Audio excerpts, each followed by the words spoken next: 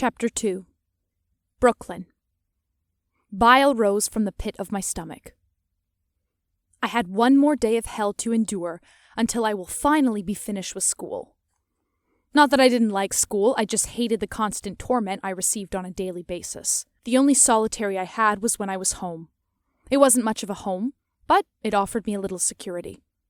At least here, I could be away from everyone else and not be beaten constantly. Living in an abandoned house just on the edge of the territory wasn't ideal, but here I was left alone. The house was barely a shell of what it once was. There were no doors or windows, and holes were scattered all throughout the house. I had no heat or electricity, which made winters brutal. Luckily, the house had a basement, even if it wasn't much but a dirt hole under the house, just big enough for me to crawl around, sleep, and do my homework in peace. After years of ridicule and torment from my pack, I was finally 18 today, and after school, I planned to run away. I had no money or nowhere to go, but once I received my final grade, maybe I could figure something out. All I knew is I had to get away from this place. My grades were good enough to get me into a university, and I could always find a job somewhere. I had no intentions of finding another pack to live in, especially after the way I have been treated here. Technically, if I left the pack, I would be a rogue. But I was okay with that.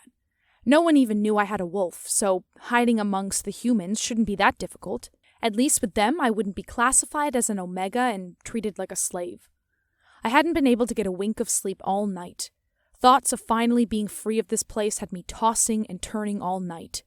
Looking over at my battery-operated alarm clock, I saw that it was 15 until 4 in the morning. The rest of the pack wouldn't be up until at the earliest 6. Maybe if I could get into the pack house now, I could get breakfast finished and cleaned up before anyone woke up. One of the tasks the Alpha had given me, out of many, was cooking breakfast and dinner for everyone at the pack house. I was usually good at getting out of the house without being seen, but the few times I was caught hadn't been pretty. The Alpha's son, who was also my biggest tormentor, had a tendency to give me a thorough lashing any time he saw me. At least at school it wasn't as bad, because as the future Alpha, he had an image to uphold. Though, he was good at still making my life a living hell without the adults finding out. Unless they knew but just didn't care. There wasn't a wolf in the pack that cared what happened to me, so I guess they might just be turning a blind eye. Sitting up, I stuffed my few belongings into my book bag. I didn't own much. Just a couple of changes of clothing, a worn-out book, an alarm clock, and a flashlight. It wasn't much, but it was all I had. Taking one last look around my crawl space, I said one final goodbye. It hadn't been the best place, but it had been a home since I was 5 years old. "Happy birthday, Brooke," my wolf said, sounding oddly chipper. "Thank you, Sky. You think we'll find our mate today?" I asked as I made my way towards the small flight of stairs that would lead me to the rest of the house. "I hope not. We can't let anyone know you have a wolf." I still didn't understand why I had to hide my wolf. If I had been able to show everyone that I did have a wolf, maybe they wouldn't have treated me as badly. Most wolves shifted on their 14th birthday, but I shifted when I was 10. Sky had told me that I wasn't able to tell anyone and I had to keep it hidden. When I was around anyone, she would disappear so others couldn't sense her. She was a beautiful wolf. I don't understand why she wanted to hide. But I hadn't questioned her reasons. Sky was a large black wolf with vibrant blue eyes, and she had a crescent white moon on her left hip. It was similar to the birthmark I had on my hip, except mine was light brown. We had the same color of eyes, and my hair was raven black, and when it hit the sun just right, I could see a hint of blue in it. I wasn't sure how tall I was, but I couldn't be much taller than 5 feet. I was shorter than all the others my age and was bullied for it. Then again, I was rather small in general. For as far back as I could remember, the only time I was able to eat was at school, or when I was able to sneak a few scraps of food when I cooked for the pack house. Then there was the whole thing with finding a mate. Don't get me wrong, I would love to find a mate that could save me from this hellhole, but I knew it was a fairy tale. Who in their right mind would want a mate that, as far as they knew, didn't have a wolf? Once, at the top of the stairs, I slung my bag over my shoulder and made my way out of the house. I felt a chill run up and down my spine as the brisk morning air hit me.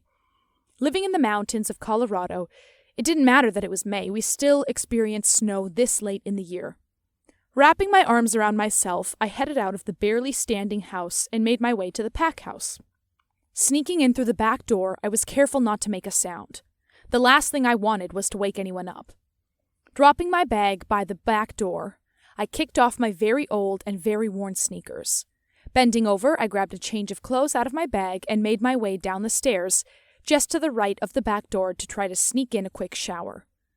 No one ever used the shower downstairs, and it was the only place I was able to shower. The Alpha made it perfectly clear he didn't want my filth in his house and told me that I could use it. It wasn't much of a shower, just a cement slab and a drain, and a hose coming out through a hole in the wall that had been shoved through from outside. Taking off my clothes, I stepped into the makeshift shower and had to prepare myself mentally, grabbing the cord that would turn the water on for a total of 5 minutes. I held back a yelp as the freezing water hit my skin. As quickly as I could, I stepped under the water and let it wash over me as I grabbed the bottle of body wash. Since this was all that I was supplied, I had to use it for my hair and body, but at least I would be clean. Living in a dank basement surrounded by dirt, I was covered in filth every morning. As soon as I was wet enough, I made quick work to lather the soap all over my body and wash the dirt from my long, silky hair. I had learned the hard way many times that I couldn't take my time, since I was under a time limit and, not to mention, the water was cold. When I was lathered up enough, I stuck my head back under the water and rinsed off as fast as I could. When the water stopped running, I hoped I had been fast enough to rinse off fully. I reached over and grabbed an old raggy towel that hung on a hook on the wall and dried off. I was shivering and I could hear the chattering of my teeth. This was my life. As much as I was used to the way things were, it still sucked. As soon as I was dressed, I made my way back upstairs. Reaching the top of the stairs, I shoved my old clothes into my bag. I found a discarded pencil wedged in between the floor and the wall, so I pulled my hair back and shoved the pencil through the base and twisted. When I felt like it would hold, I secured the pencil and dropped my hands. With my hair now twisted in a bun, held in place by the pencil, I headed into the kitchen to start cooking. This was going to be the last meal I would ever make here, and as much as I wanted to skip out on it, I knew if I did, there would be hell to pay on my last day. Tiptoeing around the kitchen, I gathered the supplies I needed to make bacon and Denver omelets for everyone. 11 members of the pack lived in the house, but after years of doing this, it didn't take me long to whip up the omelets. When I had just finished putting the last plate on the warmer, I heard the sound of someone moving around upstairs. Crap! I had to hurry up. I didn't want to be here when they came down. Glancing at the clock on the stove, it was now a few minutes after 6. I had just enough time to get to the school and get a little time to myself before the rest of the students showed up. Grabbing a piece of bacon off one of the plates, I gathered my book bag and slipped my shoes on. I heard the sound of someone coming down the stairs, and my heart started to beat wildly in my chest. Slinging my bag over my shoulder, I opened the door and stepped outside. Just as I shut the door, I heard the kitchen door open, and I made a mad dash away from the house.